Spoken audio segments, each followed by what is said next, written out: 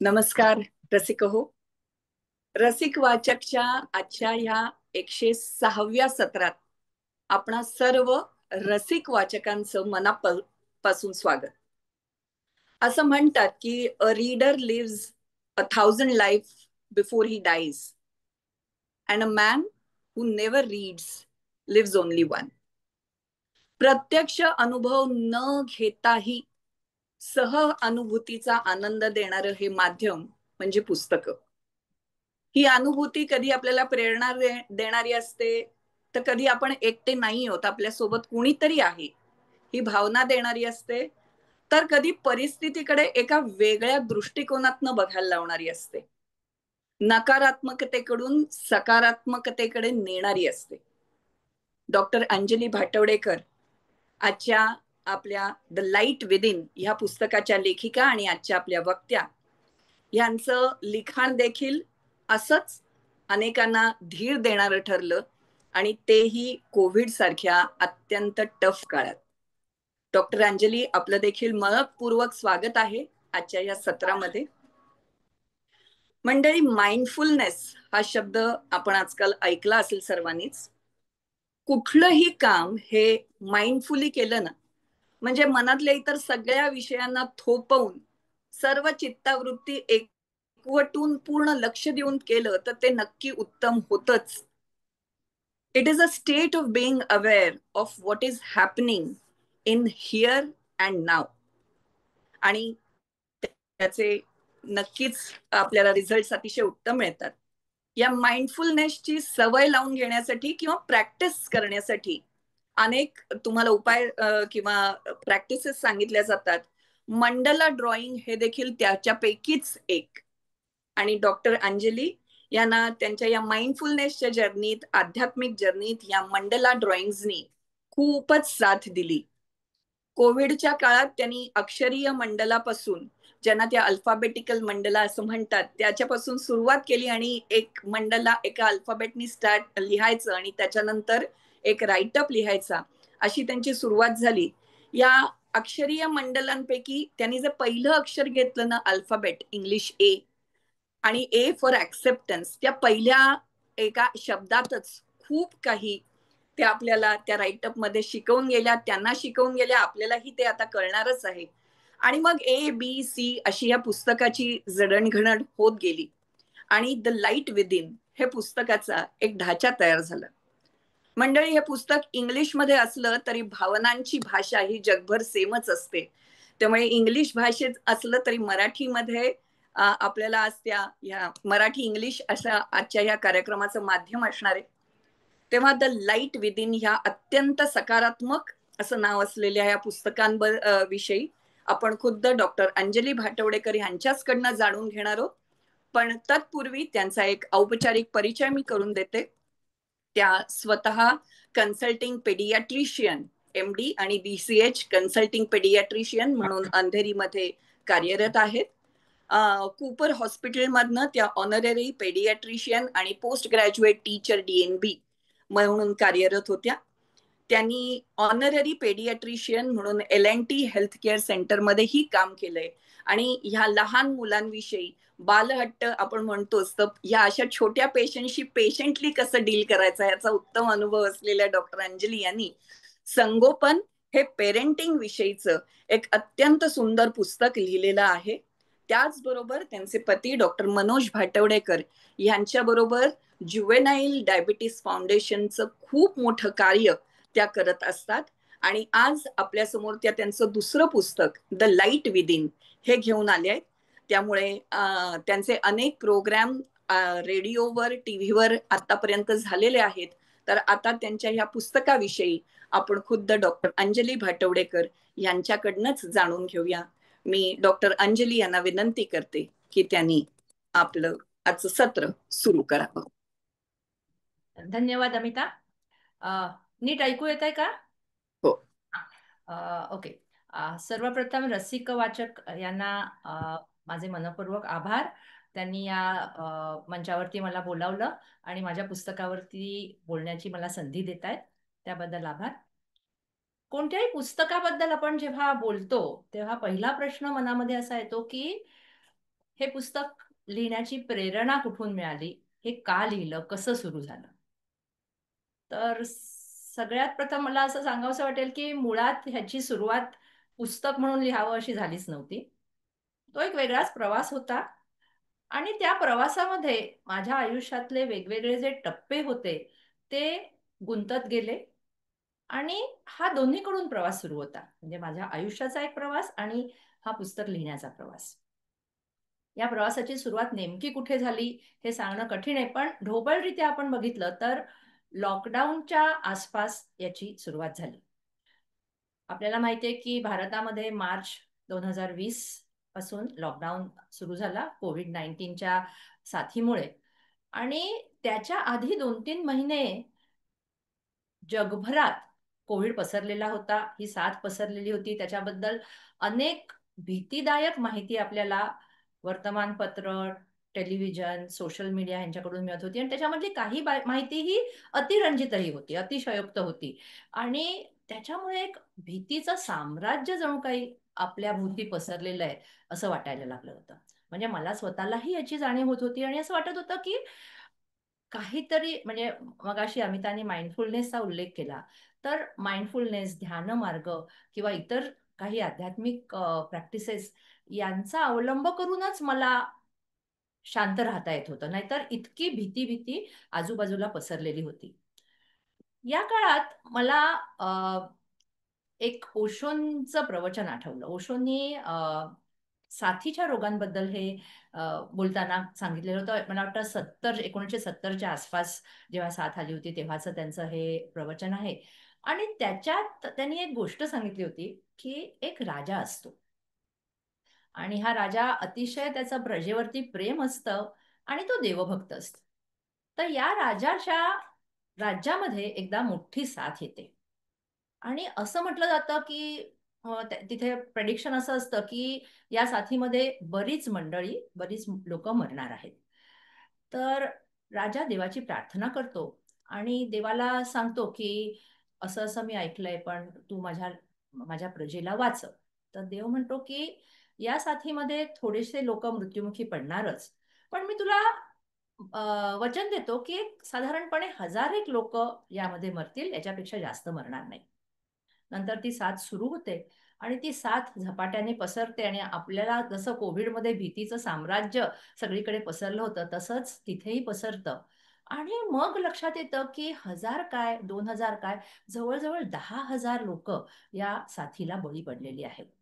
त्यामुळे राजा म्हणतो, "अरे, देवाने तर मला सांगितलं होतं, की अ, 1000च लोकं मरतील." पुन्हा देवाची प्रार्थना करतो आणि देवाला विचारतो, की "तू मला असं सांगितलं होतंस, हे खोटं का सांगितलंस तू मला?" देव म्हणतो, "मी खोटं नाही सांगितलं. माझ्याप्रमाणे, माझ्या प्लॅनप्रमाणे 1000च लोकं मरणार होती. पण बाकीची जी लोकं इतकी घाबरलेली होती आणि ती जी घाबरली, त्या भीतीमुळे ती मृत्युमुखी पडली." आपल्याला सगळ्यांना आता माहिती आहे, मी एक डॉक्टर म्हणून नाही सांगते, की जेव्हा आपल्या मनामध्ये भीती, तणाव, स्ट्रेस ह्या सगळ्या भावना निगेटिव्ह भावना आपण ज्या म्हणतो त्या निर्माण होत असतात, तेव्हा आपल्या इम्युनिटी वरती म्हणजे आपला जी प्रतिकारशक्ती आहे, प्रतिकार यंत्रणा आहे त्याच्यावरती वाईट परिणाम होतो. आणि त्यामुळे कुठचाही रोग जो अतिशय सौम्य स्वरूपाचा असला तरी तो गंभीर स्वरूप धारण करू शकतो. तर याच्यामध्ये याच प्रवचनामध्ये ओशोंनी पुढे सांगितलं होतं, की तुम्हाला जर साथीच्या काळात निरोगी राहायचं असेल, तर तुम्हाला आनंदी राहणं, ध्यानमार्ग स्वीकारणं आणि एकूणच पॉझिटिव्ह राहणं हे खूप महत्वाचं आहे. हा सगळा विचार माझ्या मनात चालू होता कदाचित आणि त्यामुळे जेव्हा लॉकडाऊन ॲक्चुअली डिक्लेअर झाला मार्चमध्ये, तेव्हा मी असं ठरवलं, की मी रोज एक मंडल चित्र जे मी काढते ते आणि त्याच्याबरोबर एक छोटंसं लेख असं माझे मित्रमंडळी, माझे फॅमिली ग्रुप्स, माझे मेडिकल ग्रुप्स यांच्यावरती पाठवायचं असं मी ठरवलं. आणि या मंडलांबद्दल थोडा वेळ असेल तर नंतर मी जास्त बोलीन. पण अल्फाबेटिकल मंडला जे अमिताने उल्लेख केला, की मंडल काढताना त्याच्या केंद्रस्थानी एक अक्षर घेऊन त्याच्यावरचा शब्द घ्यायचा. म्हणजे ए फॉर ॲक्सेप्टन्स म्हणा, बी ब्लेसिंग्ज असतील, सी चीअरफुलनेस अशा प्रकारे वेगवेगळे शब्द घेऊन त्या विषयावरती मी लिहित गेले. सुरुवातीला माझं लिखाण जे होतं ते थोडं होतं, मंडल मुख्य होतं. पण हळू माझ्या असं लक्षात आलं, की हे सगळं जे काही चाललेलं आहे ते मी स्वतः खूप एन्जॉय करतेय. आणि कोव्हिडच्या काळात सगळी कामं स्वतः करून देखील जो उरलेला वेळ होता त्याच्यामध्ये मी हे सगळं बसवत होते आणि त्यामुळे कदाचित असेल, की मला स्वतःला फारसा या सगळ्या कोव्हिडचा ताण आला नाही. कारण माझं संपूर्ण लक्ष कामं संपली, की मंडल काढायचं, मंडल चित्र काढायचं आणि त्याच्यानंतर अ, लिखाण करायचं आणि ते दुसऱ्या दिवशी सकाळी पाठवून द्यायचं. आणि याला मी जेव्हा सुरुवात केली तेव्हा मला खूप चांगला प्रतिसाद माझ्या वाचकांकडून आला. म्हणजे बऱ्याच जणांनी मला सांगितलं, की "तू हे लिहितेस ते खूप चांगलं करतेस आणि त्यामुळे आम्हाला पॉझिटिव्ह राहायला खूप मदत होते." आणि अ, त्या म्हणजे कितीतरी जणांनी मला असंही सांगितलं, की सकाळी उठल्यावरती आम्ही फोनला हात लावून आधी बघतो, तुझी पोस्ट आली आहे का? ती आलेली असेल तर ती आधी वाचतो आणि नंतरच मग आम्ही बाकीच्या पोस्ट उघडतो. तर हे सगळं मला खूप प्रेरणादायी होतं मला आणि त्याच्यामुळे I was motivated to continue to write. आणि हे आता अल्फाबेटिकल मंडला जे मी म्हटलं, तर त्याच्याबद्दल थोडंसं मी मंडलांबद्दल सांगते, की मंडला हा एक एक वर्तुळाकार कलाकृती असते. आपले हिंदू, अ, अ, बुद्धिस्ट आणि तिबेटन या वेगवेगळ्या धर्मांमध्ये मंडलांचा खूप वापर केला जातो. आणि असं म्हटलं जातं, की मंडलाच्या केंद्रस्थानी जे आहे ना, ते सिम्बॉलिक पॅलेस म्हटला जातो त्याला. एक राजवाडा समजूया आपण, एक काल्पनिक राजवाडा आहे. आणि मग त्याच्या भोवती जी वर्तुळं असतात, त्यांच्यातून जाऊन मग आपण त्या राजवाड्यापर्यंत पोहोचू शकतो. म्हणजे जे केंद्रस्थानी जे आहे ते खूप महत्वाचं आहे आणि तिथे पोचायला आपण भोवतालच्या ज्या अडचणी आहेत त्यांचा सामना करून तिथे पोचायचं असतं. कदाचित हे कुठेतरी माझ्या मनात असेल आणि म्हणूनच मी हे अल्फाबेटिकल मंडलला काढण्याचा विचार केला. आणि मी म्हटलं तसं मला खूप चांगला अनुभव आला. मग माझे मित्र-मैत्रिणी मला विचारायला लागले, की "या तुझ्या पोस्ट आम्ही आमच्या ग्रुपवरती फॉरवर्ड केल्या तर चालतील." काही मंडळींनी न विचारताही फॉरवर्ड केल्या स्वतःची नावं घालून, तो मुद्दा वेगळा. पण काहींनी मला सांगितलं, की "तुझ्या लिस्टमध्ये आमच्या मित्र नावं घाल." आणि अशा रीतीने माझा जो संपर्क होत होता लोकांशी, तो वाढत गेला. आणि सुरुवातीला 26 तर अल्फाबेटिकल मंडला संपली, पण त्याच्यानंतरही मी लिहित गेले आणि कोव्हिडचे जे पहिले 100 दिवस होते, ते रोज मी हे मंडल काढत होते आणि लिहित होते. त्यानंतर मात्र मी असं ठरवलं, की थोडासा आपण आता ब्रेक घेऊया आणि मग रोज नाही, पण मधून-मधून मी लिहायला लागले. लोकांना माझं लिखाण आवडलेलं होतं आणि त्यातलेच एक माझे डॉक्टर मित्र, डॉक्टर यतीन ढोलकिया यांनी अ, फार दूरदर्शी विचार करून ह्या सगळे मंडल आणि लेख एक संकलित करून एक पी-डी-एफ तयार केला आणि मला पाठवून दिला. आणि त्याच्यामुळे ती सगळी माझी सगळी व्यवस्थित मी टिकवू शकले. त्यानंतर पुढचं वर्ष, दीड वर्ष माझं लिखाण हे मधून-मधून होत होतं. अगदी थांबलं होतं असं नाही, पण त्याला नियमितपणा नव्हता आणि मला कुठेतरी असं वाटत होतं, की काहीतरी निसटून जातंय. I am missing something. काहीतरी मला करायचंय, पण ते मला करता येत नाहीये.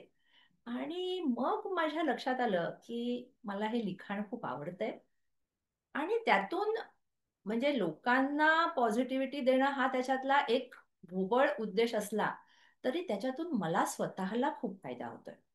म्हणजे मी जेव्हा लिखाण करतेय, कुठच्याही विषयावरती लिखाण करताना त्याच्यावरती चिंतन करणं, मनन करणं, त्याचा अर्थ समजून घेणं, तो अर्थ लोकांपर्यंत पोहोचवण्याचा प्रयत्न करणं आणि तो अर्थ आपल्याला समजलाय, तो बरोबर समजलाय का? आणि तो समजलेला अर्थ आपण प्रत्यक्षात आपल्या आयुष्यात उतरवू शकतोय का? हे तपासून पाहणं. हे सगळे प्रोसेसेस माझे चालू होते. आणि त्याचा मला स्वतःला खूप फायदा होत होता. आणि मला जाणवत होतं, की माझ्यामध्ये पॉझिटिव्ह बदल घडतायत. हळू ते बदल माझ्या आजूबाजूच्या लोकांनाही जाणवायला लागले, पण मला निश्चितपणे ह्याचा फायदा होत होता. तर मग 2022च्या शेवटी मी असंच मनाशी ठरवलं, की आपण 2023 मध्ये रोज एक मंडल काढायचं आणि ते त्याच्याबरोबर थोडंसं लिहायचं. आता मी हे ठरवलं तेव्हा मला खात्री नव्हती, की मला हा प्रोजेक्ट जो आहे तो पूर्णपणे व्यवस्थित पार पाडता येईल की नाही. आणि तरी मी म्हटलं सुरू करूया. आणि मी आधी डिक्लेअर केलं नव्हतं की मी असं काही करणार आहे ते. मी सुरुवात केली आणि 2-3 दिवसातच माझा मुलगा सत्यजित जो आहे त्याने मला विचारलं, "तू हे काय 365 डेज चॅलेंज घेतलंयस का?" मी म्हटलं, "हो, मी स्वतःसाठीच घेतलंय. बघूया कसं काय पूर्ण करता येतंय की नाही ते." आणि गंमत म्हणजे ते इतकं स म्हणजे काहीच त्याला मला कष्ट पडले नाही. इतकं सहजपणे हे मला करता आलं. फक्त मला असं लक्षात आलं, की तो पूर्ण वर्षभर मी जिथे-जिथे वावरतेय, घरामध्ये असो, बाहेर असो, कुठे फिरायला गेलेले असो, कुठचं लेक्चर अटेंड करत असो, तरी माझ्या मनात एकीकडे ते चालू असायचं, की मला हे ह्याच्यातून काही लिहिण्यासारखं मिळतंय का? मुद्दा एखादा मिळतोय का? कुठे काही चांगलं वाचलं, तर ते टिपून ठेवायचं. त्याच्यावरती आपल्याला लिहिता येतंय का बघायचं. आणि गंमत अशी, की जेव्हा एखादं वाक्य मी वाचायचे चांगलं आणि मग त्याच्यावरती लिहिण्याचा विचार करायचे, तेव्हा त्याच्या संदर्भात त्याच्याशी न म्हणजे त्या सिमिलर अर्थ असलेल्या गोष्टी ज्या मी पूर्वी वाचलेल्या होत्या, त्या मला सहजपणे आठवायच्या. किंवा एखादा प्रसंग असा घडलेला असेल की ज्याच्यामध्ये याचं सार आलेलं आहे त्या वाक्यातलं, तर ते मला आठवायला लागायचं. आणि म्हणजे याच्यामध्ये मला माझा मोठेपणा सांगायचा नाहीये, पण मला असं वाटलं, की परमेश्वरच मला ही बुद्धी देतोय आणि माझ्याकडून हे लिखाण करून घेतोय. आणि पुन्हा एकदा जेव्हा मी हे लिहायला लागले, तेव्हा मला खूप लोकांचा खूप चांगला प्रतिसाद आला. आणि एक गमतीची गोष्ट म्हणजे काही वेळा मला लोकांनी सांगितलं, म्हणजे माझ्या अनेक मित्र-मैत्रिणींनी सांगितलं वेगवेगळ्या वेळी, की "आज तू लिहिलंयस ना, ते माझ्यासाठीच होतं असं मला वाटतंय." म्हणजे मी या अमुक-अमुक विषयावरती मला कठीण जात होतं हा प्रश्न सोडवणं किंवा या बाबतीत कसं वागावं, काय भूमिका घ्यावी हे मला कळत नव्हतं. आणि तुझं हे लेखन आजचं वाचल्यावरती मला मार्ग माझा सरळ झाला असं वाटतंय. मला प्रश्न सुटला असं वाटतंय. आणि हा अनुभव एकदा नाही, अनेकदा मला आला. आणि मी म्हटलं तसं ह्याच्यामध्ये माझा काही मोठेपणा नाही, याच्यामध्ये नक्कीच परमेश्वर म्हणा, एक्झिस्टन्स म्हणा, जे काही आपण त्याला नाव देऊ, त्याचा हात आहे असं मला निश्चितपणे वाटतं. तर 2023 पूर्ण वर्षभर 365 दिवस मी माझा हा उपक्रम चालू ठेवला. आणि तेव्हाच मला अनेक मित्रमंडळींनी सांगायला सुरुवात केली होती, की तुझं हे पुस्तक स्वरूपात कायमस्वरूपी येणं खूप आवश्यक आहे. आणि त्याच्याबद्दल मी प्रयत्न करत होते, पण समहाऊ त्याला यश आलं नव्हतं. नंतर अ, काही दिवसांनी आमची जी इंडियन अकॅडमी ऑफ पीडियाट्रिक्सची मुंबई ब्रांच आहे, त्याच्या प्रेसिडेंट डॉक्टर नेहल शहा यांनी मला विनंती केली, की तुम्ही जे लिहिताय ते आम्हाला खूप आवडतंय. तर ते एक पी-डी-एफ फॉर्ममध्ये तुम्ही आम्हाला पाठवाल का? की ज्या मेंबर्सना आम्हाला हवं असेल, त्यांना आम्ही ते पाठवून देऊ. आणि मी म्हटलं ठीक आहे. त्या निमित्ताने माझं ते एक संकलन पण होईल. अर्थात 365 दिवसांचं हे लिखाण आणि त्याच्या आधीचेही 100-150 लेख, म्हणजे जवळ-जवळ 550-600 लेखांतून काही 80-100 लेख निवडायचे, हे काम सोपं नव्हतं. आणि ते हळू मी करायला सुरुवात केली. आणि ते काम करतानाही मला असं जाणवलं, की ह्या कामाचाही मला खूप फायदा होतोय. म्हणजे मीच लिहिलेलं मी जेव्हा पुन्हा वाचायला लागले, तेव्हा माझ्या लक्षात आलं, की यातलं काय आपण खरंच प्रत्यक्षात उतरवू शकलोय का? काय गोष्टी आहेत ज्या अजून आपण करू शकलो नाही? माझे माझ्या स्ट्रेंथ्स काय आहेत? माझ्या वीकनेसेस काय आहेत? मला कुठच्या गोष्टींवरती अजून काम करायला हवंय आंतरिकरित्या? आणि हा सगळा विचार चालू असल्यामुळे मला स्वतःला वाटतं, की मला माझ्यामध्ये पॉझिटिव्ह बदल घडवून आणणं खूप सोपं गेलं. आणि मला असं कायम वाटत आलेलं आहे, की मी जे हे लिहिलं, त्याचा लोकांना जितका फायदा झाला, तितकाच किंवा त्याहूनही अधिक फायदा हा मला स्वतःला झाला. आणि I think that I am a better person after having written दिस.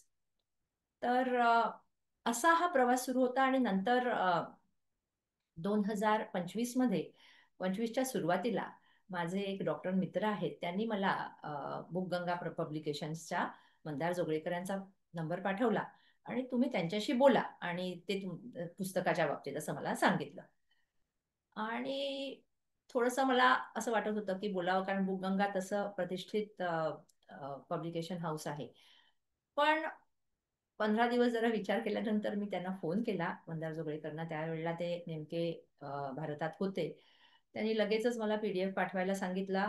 मी पाठवला तो, आणि अक्षरशः 15-20 मिनिटात त्यांचं उत्तर आलं की तुमचं रायटिंग इंटरेस्टिंग आहे, आपण पुस्तक करूया.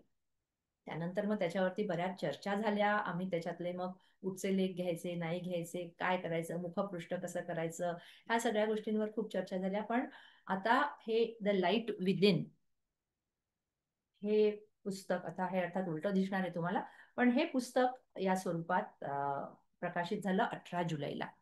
याचं जे मुखपृष्ठ आहे त्याचं क्रेडिट माझा मुलगा सत्यजित त्याच्याकडे जातं, कारण माझंच एक मंडला चित्र घेऊन त्यांनी त्याचं मुखपृष्ठ फार सुंदर रीतीने तयार केलंय. तुम्ही जर पुस्तक हातात घेऊन बघितलं तर तुमच्या लक्षात येईल. तर हा असा माझा लिखाणाचा प्रवास सुरू झाला. पण मी मगाशी म्हटलं तसं त्याचं खरं उगमस्थान कुठे आहे हे सांगणं खरंच कठीण आहे. कारण आपण आयुष्याच्या कुठच्याही एखाद्या महत्वाच्या टप्प्यावरती जेव्हा पोचतो, तेव्हा फक्त गेल्या काही दिवसामध्ये, काही वर्षांमध्ये आपण केलेल्या गोष्टी त्याला जबाबदार नसतात. आपण अगदी जन्माला आल्यापासून, लहान असल्यापासून मोठे होईपर्यंत जसे जसे घडत गेलोय, जे जे करत गेलोय, माझ्या बाबतीत जे वाचन मी केलेलं होतं किंवा ध्यानधारणा केलेली होती, या सगळ्यांचा मला वाटतं परिणाम याच्यावरती झालेला आहे. म्हणजे या सगळ्यांचा अ, सार शेवटी हे पुस्तक आहे असं मला वाटतं. म्हणजे मी लहानपणापासून वाचन मला अतिशय प्रिय आहे, आणि रोज काहीतरी वाचल्याशिवाय झोप येत नाही अशी माझी परिस्थिती असते बऱ्याच वेळा. तर त्या वाचनामुळे माझी भाषा समृद्ध झाली निश्चितपणे. 1995 साली अ, माझा नवरा डॉक्टर मनोज भाटवडेकर, तो मनोविकार तज्ञ आहे. त्याला रुमॅटॉइड आर्थरायटिस नावाचा एक अतिशय पेनफुल, खूप अ, वेदनादायी असा आजार झाला होता. म्हणजे त्याच्यामध्ये सगळे त्याचे सांधे सुजलेले होते, आणि तो सर्व काळ आम्हाला खूप कठीण गेला. त्याला अंथरुणातून उठायलाही 15-20 मिनिटं लागायची, असा तो काळ होता. एक पहिले काही महिने तो अंथरुणावरतीच होता. मग हळूहळू त्याचं काम सुरू झालं. पण त्या काळामध्ये आम्हाला मेडिटेशनचा खूप फायदा झाला, आणि ओशो मेडिटेशन कॅम्प आम्ही जेव्हा अटेंड केला तेव्हा मनोजला खूप त्याचा फायदा झाला. त्यातूनच त्यांनी पुढे त्याचं एका पुनर्जन्माची कथा हे पुस्तक लिहिलं. त्याच्यातून मेडिटेशन, ध्यानधारणेमधून तो कसा बरा झाला याच्यावरती हे पुस्तक आहे. तर त्या ध्यानधारणेचाही मला निश्चितपणे हे सगळं करताना फायदा झाला. कारण माइंडफुलनेस प्रॅक्टिस आपण जेव्हा म्हणतो, तेव्हा माइंडफुलनेस याचा अर्थ की आपण जे करतोय ते विथ अवेअरनेस, संपूर्णपणे त्याची आपल्याला माहिती आहे. आपण काय करतोय, आपण कसे वागतोय, आपल्या मनातले विचार काय येतात, आपल्या त्या विचारांमागच्या भावना काय आहेत, हे सगळं समजून घेण्यासाठी माइंडफुलनेस प्रॅक्टिसेस जे आहेत त्यांचा खूप आपल्याला फायदा होतो. त्यामुळे तो जो आजाराचा काळ होता त्याचाही मला खूप फायदा झाला. त्यानंतर जून 2014 मध्ये मला ब्रेस्ट कॅन्सर आहे असं निदान झालं, आणि त्यानंतरचे 6 महिने, 2 ऑपरेशन्स, त्याच्यानंतर किमोथेरपीची 6 सायकल्स, आणि 4 आठवडे रेडिओथेरपी, अशा दिव्यातून मला पार पडायला लागलं. पण त्या सर्वांमध्ये मला या ध्यानधारणेचा आणि आमच्या स्पिरिच्युअल प्रॅक्टिसेसचा उपयोग झाला. मी आणि मनोज, आम्ही आणि माझा मुलगा सत्यजित, आम्ही एका जपानी आध्यात्मिक संस्थेचे सदस्य आहोत, आणि त्या सदस्य त्या संस्थेचे ज्या काही स्पिरिच्युअल प्रॅक्टिसेस आहेत त्याचाही मला खूप फायदा झाला. त्यामुळे मला वाटतं की या सगळ्या गोष्टींचा माझ्या प्रवासात मला उपयोग झालेला आहे, आणि त्यातूनच हे पुस्तक घडत गेलेलं आहे. आणि म्हणूनच या पुस्तकामध्ये माझा आजार, त्यातून मी काय शिकले, आणि काही गोष्टींनी मला आजाराला तोंड द्यायला अ, कसं बळ दिलं याचे उल्लेख वेळोवेळी आहेत. आणि त्यातला एक महत्वाचा मुद्दा म्हणजे ग्रॅटिट्यूड किंवा कृतज्ञता. त्याच्याबद्दल थोडंसं मी बोलीनच. अ, तर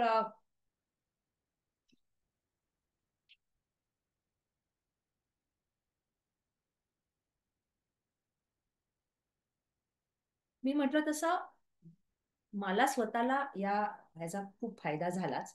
आणि मी तुम्हाला मगाशी म्हटलं तसं की काही लोकांकडून मला खूप चांगले फीडबॅक्स आले. त्यांचे अनुभव ते मला सांगत होते आणि त्यातले काही अनुभव मी शेअर करते. आपल्याकडे वेळ आहे ना, अमिता? हो हो, आपल्याकडे वेळ आहे. हा. डॉक्टर अंजली, आपण एखादं पुस्तकातला राईटअप सुद्धा जर काही वाचून दाखवू हा, शकलात मी आपल्या वाचकांस. हो, राईटअप वाचण्यापेक्षा मी असा विचार केला की त्याच्यातलं जे सार आहे आणि त्याच्यातून लोकांना काय फायदा झाला, हा, हे थोडंसं मी सांगेन. कारण राईटअप म्हणजे एकच राईटअप मला वाचता येईल, त्याच्यापेक्षा थोडं थोडं एक 7-8 गोष्टींबद्दल मला बोलता येईल. तर एक मला खूप छान अनुभव एका मैत्रिणीकडून मिळाला होता. मी एक लेख लिहिला होता, डेथ अँड लेटिंग गो. तो ह्या पुस्तकात नाहीये, पण त्याच्याबद्दल थोडक्यात मी तुम्हाला सांगते की आपल्या जवळचा माणूस, आपण ज्याच्यावरती खूप प्रेम करतो, त्या माणसाने आपल्यावर प्रेम केलेलं आहे, असं माणूस जेव्हा जात असतं, मृत्युमुखी पडतंय, आपल्याला दिसतंय, तेव्हा त्या माणसाला सोडून देणं हे खूप कठीण जातं. आणि त्याला लेटिंग गो आपण म्हणू, की आपण त्याला धरून बसतो, की नको तू जाऊ नकोस, मला तू माझ्या आयुष्यात हवा आहेस. या बाबतीत मी एक सोग्याल रिम्पोचे यांचं Tibetan book of living and dying आहे. त्याच्यामध्ये मी एक प्रसंग वाचला होता असा, की एक आई कॅन्सरग्रस्त, जिचा कॅन्सर सगळीकडे पसरलेला आहे आणि डॉक्टरना आश्चर्य वाटतंय की ही बाई अजून जिवंत कशी आहे. हॉस्पिटलमध्ये ऍडमिटेड आहे, पण ती प्राण सोडत नाहीये. अगदी तिची वाईट परिस्थिती आहे पण. आणि तेव्हा एक तो जो प्रीस्ट असतो तो येतो भेटायला आणि तो बघतो आणि त्याच्या लक्षात येतं की ही न जाण्याचं कारण, ही देह न सोडण्याचं कारण तिची मुलगी आहे. कारण ती मुलगी त्या आईला इतकी अटॅच्ड आहे की ती त्या आईला सोडून द्यायला तयार नाहीये. आणि ती आईला धरून ठेवलेलं आहे आणि त्यामुळे आईचा प्राण जात नाहीये. मग तो प्रिस्ट त्या मुलीशी बोलतो, तिला समजावून सांगतो. आणि जेव्हा त्या मुलीला कळतं की आपण हे आईला धरून ठेवतोय त्याच्यामुळे आईचं सफरिंग वाढतंय, आईला त्रास जास्त होतोय, तेव्हा ती मुलगी she decides to let go of her mother. आणि हा जो प्रसंग आहे तो मला खूप माझ्या मनात ठसून राहिला होता. आणि त्यानंतर एक अशी घटना घडली की आमचे एक मित्र आहेत अमेरिकेत राहणारे, त्यांचा अ, कुत्रा, पाळलेला कुत्रा जो होता तो अतिशय वाईट अवस्थेत होता. त्याला खूप त्रास होत होता आणि त्यांच्या व्हेटनी सांगितलं होतं की याला आता इंजेक्शन देऊन आपल्याला अ, हे करायला लागेल, झोपवायला लागेल. आणि हे कोणालाच कुटुंबातल्या स्वीकारणं खूप कठीण जात होतं. कारण इतकी वर्ष एकत्र राहिलेला, प्रेम दिलेला, प्रेम केलेला कुत्रा जाणं आणि त्याला आपण कुठेतरी आपण मारून टाकतोय अशी जी भावना होती, ते त्यांना खूप कठीण जात होतं. तर असं झालं की त्या मित्राच्या आई आई होती मुंबईमध्ये आणि तो मित्र अमेरिकेत राहणारा. त्या मित्राच्या आईने सांगितलं की तू फोन लावून दे आणि त्या आपल्या कुत्र्याच्या कानाला लाव. आणि तिने मुंबईहून त्याला सांगितलं की तू आमच्यावर खूप प्रेम केलंयस, आम्हाला खूप आनंद दिलायस आयुष्यात आणि त्याच्याबद्दल आम्ही कृतज्ञ आहोत. आणि आता तुझी वेळ झालेली आहे जायची आणि तू आनंदाने जा, आमची काळजी करू नकोस. आम्हाला तुला इंजेक्शन देऊन हे करणं पसंत नाहीये. तू असाच आपला आपण गेलास तर जास्त बरं होईल आणि आम्ही कृतज्ञ राहू तुझ्याबद्दल कायमच. आणि फोन तिने नंतर ठेवून दिला. दुसऱ्या दिवशी त्या कुत्र्याला घेऊन जायचं होतं भेटकडे, त्या रात्रीतच त्या कुत्र्याने प्राण सोडला. ही गोष्ट जेव्हा मी ऐकली तेव्हा माझ्या लक्षात आलं की खरोखरच लेटिंग गो याचा किती फायदा होऊ शकतो. आणि मग हाच प्रयोग आम्ही, माझी दुसरी एक मैत्रीण आहे, तिची आई खूप आजारी असताना केला. माझ्याकडे काम करणारी जी बाई आहे तिची आई अतिशय आजारी होती तेव्हा देखील अशाच प्रकारे तिला, त्या मरणोन्मुख जी व्यक्ती होती तिला सांगून की तू आमच्यासाठी खूप चांगलं केलंयस, त्याच्याबद्दल आम्ही तुझे आभारी आहोत आणि तू आनंदाने जा. हा संदेश जेव्हा त्या व्यक्तीला दिला गेला तेव्हा ती व्यक्ती आपला प्राण सोडून जाऊ शकली. त्याच्यावरती मी एक लेख लिहिला होता. आणि तो लेख वाचल्यानंतर माझी एक मैत्रीण आहे, तिने काही दिवसांनी मला सांगितलं, की मला तो पुन्हा प्लीज लेख पाठवून द्या. माझा एक मित्र आहे, तो अशाच सिमिलर कंडिशनमध्ये जातोय, की त्याची आई आजारी आहे खूप, हॉस्पिटलमध्ये खूप वाईट अवस्था आहे, त्याला मला पाठवायचा आहे. मी तिला पाठवून दिला. 2 दिवसांनी तिचा मला मेसेज आला, की तुमच्या लेखाचा खूप उपयोग झाला. त्या मुलाला हे कळलं, की आपण पण अशीच थोडीशी चूक करतोय. त्यांनी आईशी बोलला तो आणि आई शांतपणे गेली. आणि मला असं इतकं बरं वाटलं, की आपण लिहिलेलं कुठे पोचतंय आणि त्याचा कोणाला फायदा होतोय. तर असे अनुभव आणखीनही एक दुसरा अनुभव आहे, रिसिव्हिंग हेल्प ग्रेसफुली असं माझ्या पुस्तकातलं एक प्रकरण आहे. आणि त्याच्यातही अ, एक मी वाचलेली एक गोष्ट लिहिली होती, की एलिझाबेथ कुबलर रॉस नावाच्या थॅनॅटॉलॉजिस्ट आहेत. थॅनॅटॉलॉजिस्ट म्हणजे ज्यांनी मृत्यूवरती खूप काम केलेलं आहे. शी हॅज स्टडीड डेथ, म्हणजे त्यांनी त्या मुळात सायकॅट्रिस्ट, पण त्यांनी डेथ रिलेटेड प्रॉब्लेम्स किंवा नियर डेथ एक्सपिरियन्सेस किंवा पास्ट लाईव्ह याच्यावरती खूप काम केलेलं होतं.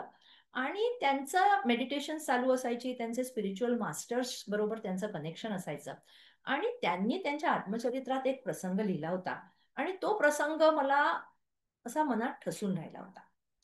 त्या म्हणतात, की माझी आई इतरांना खूप मदत करायची आणि सगळ्यांना ती मदत करायची, पण तिला स्वतःला कोणाची मदत घ्यायला आवडायचं नाही आणि ती कधीही मदत घ्यायला तयार नसायची. आणि आयुष्याच्या शेवटची 2 वर्ष तिला अर्धांगाचा झटका आला आणि तिला अंथरुणात खिळून पडावं लागलं आणि तिला काही करता यायचं नाही आणि सगळी आम्हाला तिची सेवा करायला लागली. आणि तेव्हा या एलिझाबेथना खूप वाईट पण वाटायचं आणि राग पण यायचा, की माझी आई जिने सगळ्यांना मदत केली, तिला हा त्रास भोगायला लागतोय, तिला ह्याच्यातून जावं लागतंय. आणि अशाच अवस्थेत त्यांनी एकदा मेडिटेशनला सुरुवात केली आणि ते त्यांचे स्पिरिच्युअल मास्टर त्यांना त्यांच्याशी कनेक्शन झालं. आणि तेव्हा त्यांनी हा प्रश्न विचारला. तेव्हा त्या मास्टरने असं सांगितलं, की तुझ्या आईने लोकांना दिलं, खूप दिलं, पण तिने घेतलं का? Has she received help gracefully? आयुष्यामध्ये आपण जेव्हा जगतो तेव्हा नुसतं देणं महत्वाचं नाहीये, घेणं सुद्धा महत्वाचं आहे. आणि receiving help gracefully is extremely important.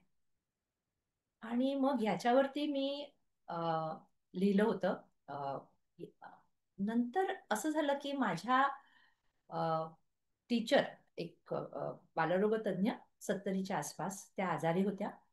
आणि मला कळलं, त्या अंथरुणावरती खिळून होत्या. आणि मला कळलं, की त्या आजारी आहेत आणि मी त्यांना विचारलं, की "मी तुम्हाला भेटायला येऊ का?" त्या म्हणाल्या, "अवश्य ये." त्यांनी खूप आनंदाने माझं स्वागत केलं. आम्ही गप्पा मारल्या, इकडच्या-तिकडच्या गप्पा झाल्या. आणि मग त्या मला म्हणाल्या, की आम्ही दोघीच होतो रूममध्ये, कोणीच नव्हतं आणखीन. त्या मला म्हणाल्या, की "मला खूप गिल्टी वाटतं गं, की मला हे सगळ्यांना त्रास होतोय माझ्यामुळे." आणि त्यांचे मला मला माहिती होतं, की त्यांचे त्यांच्या कुटुंबियांशी अतिशय प्रेमाचे संबंध होते.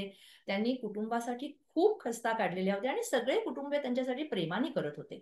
पण त्यांना स्वतःला हे एक अपराधीपणाची भावना त्यांच्या मनात होती, की मला लोकांना त्रास द्यायचा नाहीये. आणि तेव्हा मला वाटलं, की ही जी एलिझाबेथच्या आईची गोष्ट आहे, ती आपण त्यांना सांगावी. आणि मी त्यांना सांगायला सुरुवात केली. ही गोष्ट सांगितली. त्याच्यानंतर आम्ही फारसं बोलले नाही. इकडच्या-तिकडच्या गप्पा केल्या आणि मी निघून आले. आणि मग मला वाटत होतं, की खरोखरच मी ही गोष्ट त्यांना सांगितली, हे योग्य केलं की नाही? 3-4 दिवसांनी मला त्यांचा फोन आला, की तुम्ही मला जे सांगितलंत, त्या तुम्ही म्हणायच्या. मी त्यांच्याहून खूप ज्युनियर असून देखील, की तुम्ही मला सांगितली ती गोष्ट, त्यामुळे माझ्या मनावरचं ओझं हलकं झालं.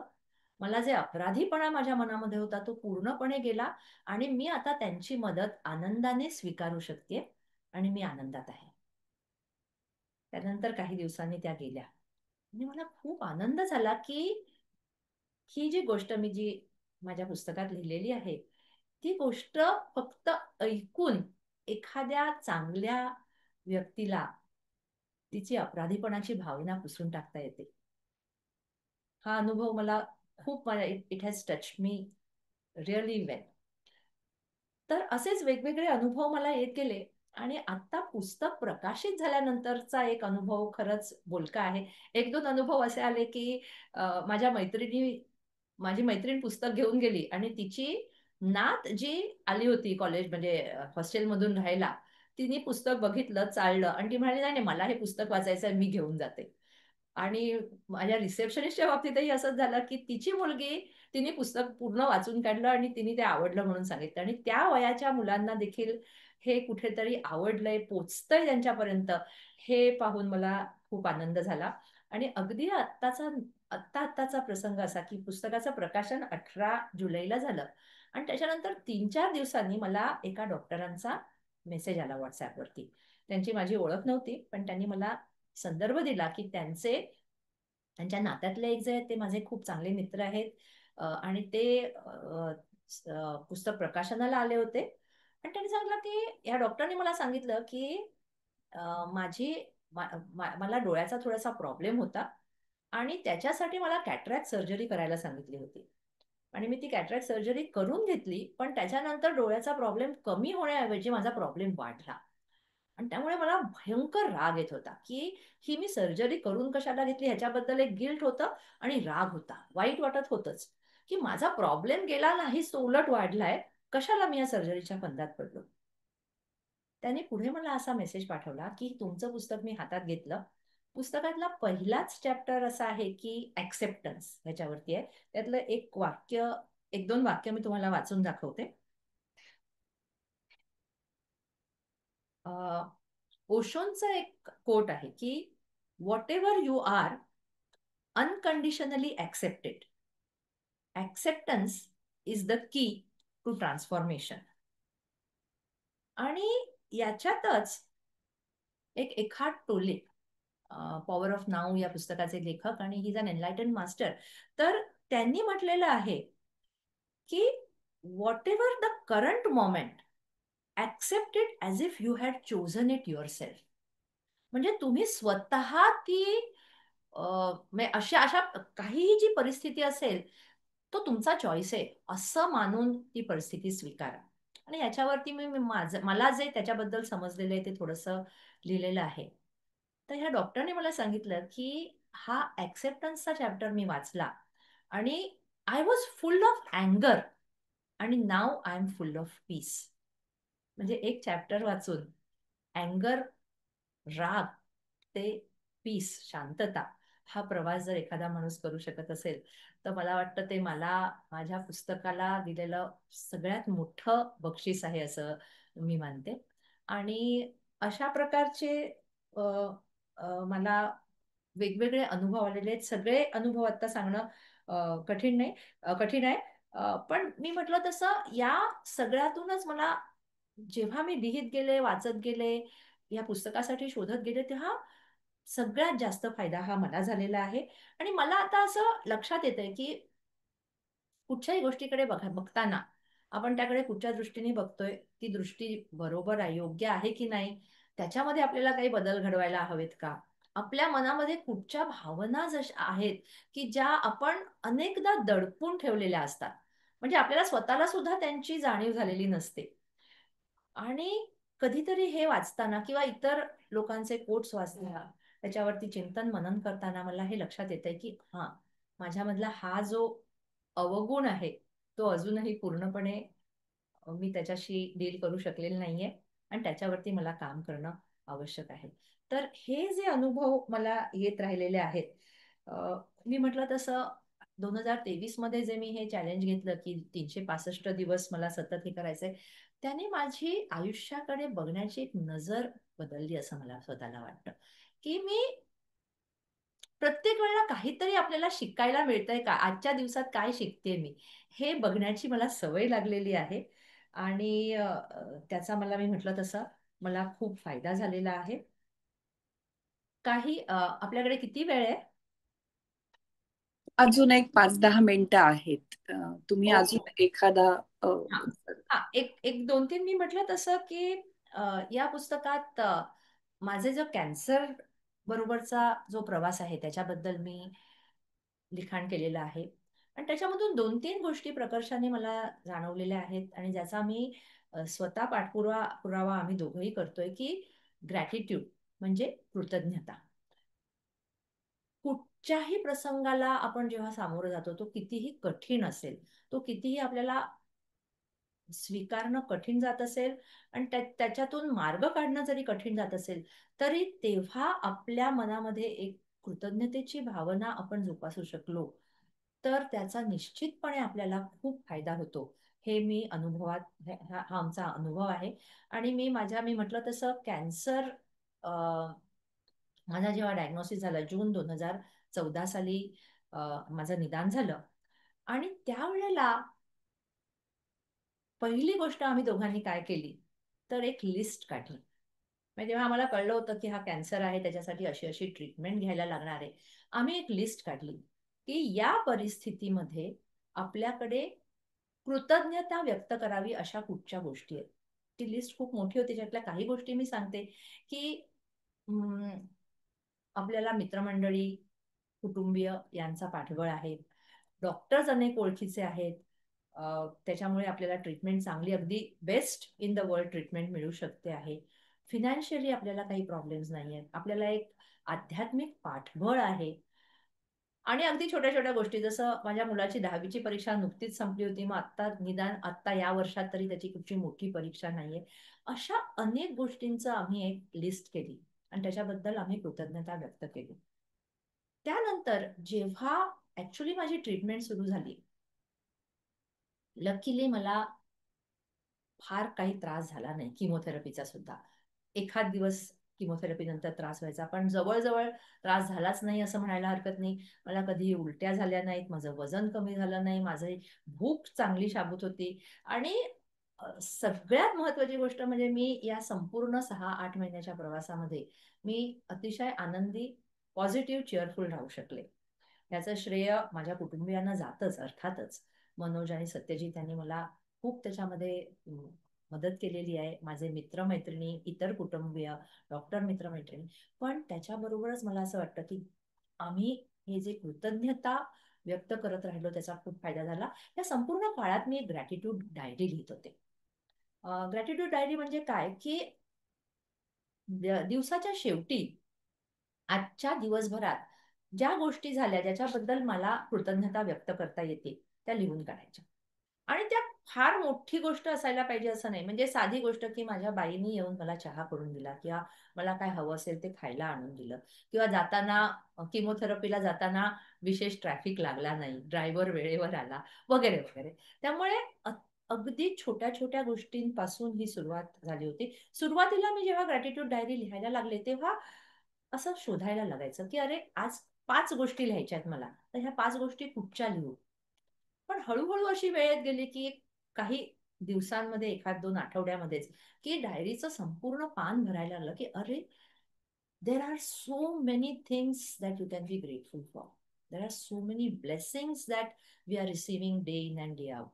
आणि त्याच्याबद्दल आपलं काय होतं, की ही ब्लेसिंग्ज आपण धरून चालतो. We take them for granted.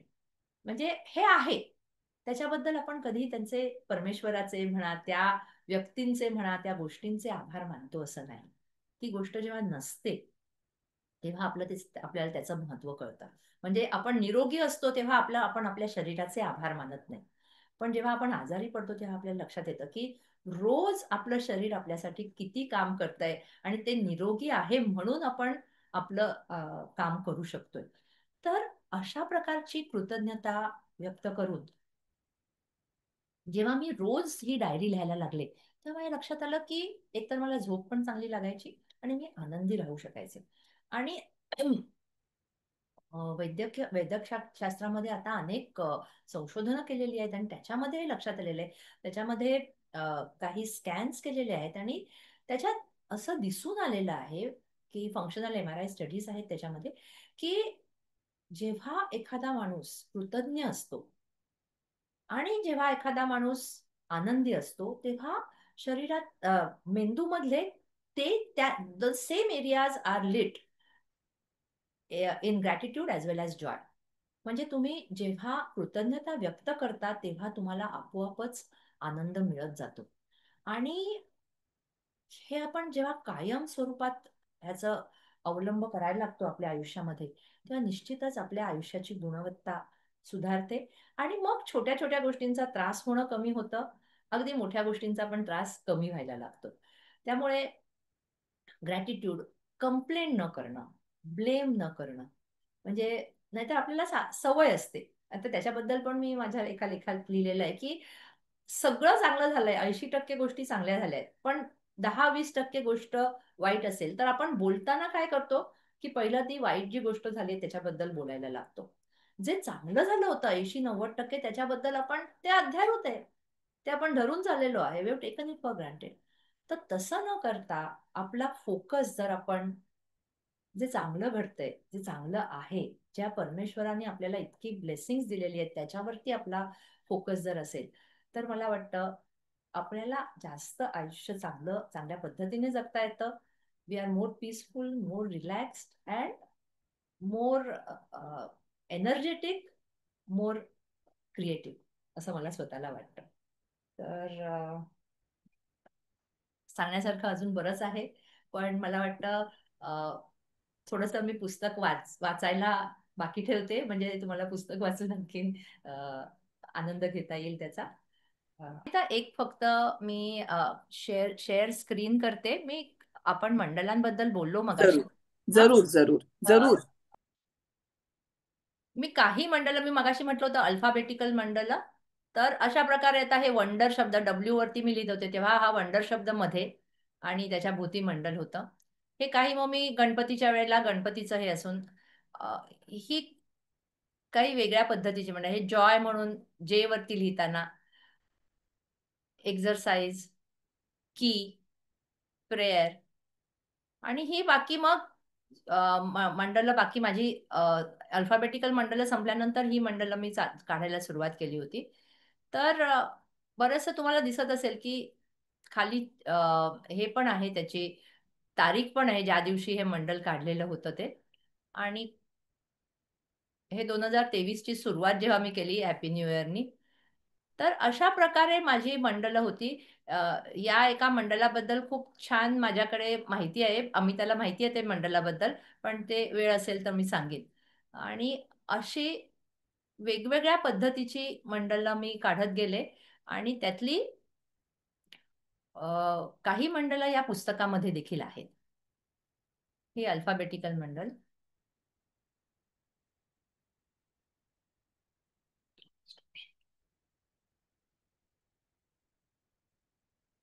मी म्हटलं तसं माझ्याकडे जवळ-जवळ 500 ते 600 मंडलं काढलेली आहेत मी आतापर्यंत. त्याच्यातली काही एक झलक म्हणून मी ही दाखवली.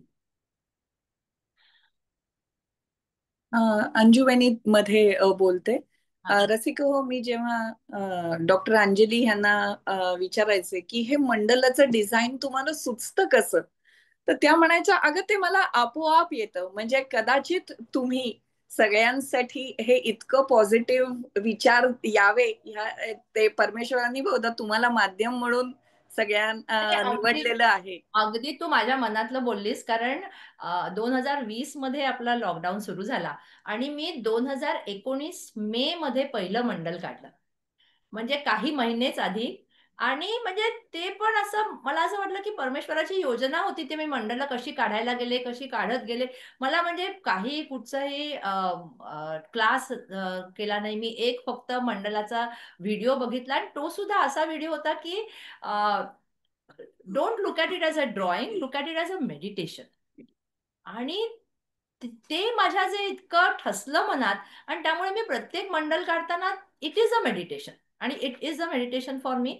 फक्त त्याच्यामध्ये meditation is after all it is relaxed awareness. म्हणजे you are aware but at the same time you are relaxed. तर मंडल काढताना मला हे लक्षात आलेलं आहे. आणि विशेषतः जर मी थोडीशी काहीतरी डिस्टर्ब झालेले असेल किंवा काही कारणांनी चिडचिड झालेली असेल काहीही, किंवा कसलं टेन्शन असेल, अशा वेळेला मी मंडल काढायला घेतलं तर मला निश्चितपणे त्याचा फायदा होतो. आणि अवेअरनेस असेल तर आपल्या ज्या लाईन्स आहेत त्या फार छान येतात. रिलॅक्स असतील तर आपल्याला सुचत जातं, की पुढे काय काढायचंय आणि नवनवीन कलाकृती निर्माण होत जाते ह्याच्यामध्ये. मंडलांबद्दल बोलण्यासारखं पुष्कळ आहे, पण आता मला वाटतं आपल्याकडे तेवढा वेळ नसेल, तेव्हा पुन्हा कधीतरी आपण बोलू शकतो. अवश्य, नक्कीच. ऍक्सेप्टिंग हेल्प ग्रेसफुली ही थँक्यू आमच्या इथे आल्याबद्दल. आणि पहिलं ग्रॅटिट्यूड आता तुम्हालाच की तुम्ही इन्फॉर्मेटिव्ह सेशन घेतलं. इन्सिडेंटली आता ही सवय बऱ्यापैकी अंगवळणी पडली आहे, कारण सौरव बोथराचं जे योगा क्लासेस आहेत त्याच्यात तो सेशन पहिले ग्रॅटिट्यूडनी स्टार्ट करतो. तर अपार्ट फ्रॉम दॅट तुम्ही ज्या तऱ्हेने नरेट केलं त्या तऱ्हेने ते जास्ती ऍक्सेप्ट होतं. म्हणजे त्यांनी तुमच्या बॉडीत चेंजेस होतात आणि यू स्टार्ट पॉझिटिव्ह. आणि तुम्ही बरेच असे फॅसेट्स डिस्क्राईब केले की ज्याच्यात मेडिकल, लॉजिकल आणि स्पिरिच्युअल असे 3 अँगल्स होते. त्याच्यामुळे त्याचा फायदा होईल. I really admire you for your due diligence, patience and positive way of life. आणि इथे आल्याबद्दल आम्हाला सर्वांना असं इंटरॅक्टिव्ह सेशन केलं की ॲज इफ की तुम्ही समोरच आहात आणि तुम्ही आमच्याशी 1 to 1 बोलताय अशा तऱ्हेने तुम्ही प्रेझेंट केलं. ते मला सगळ्यात जास्ती अपील झालं.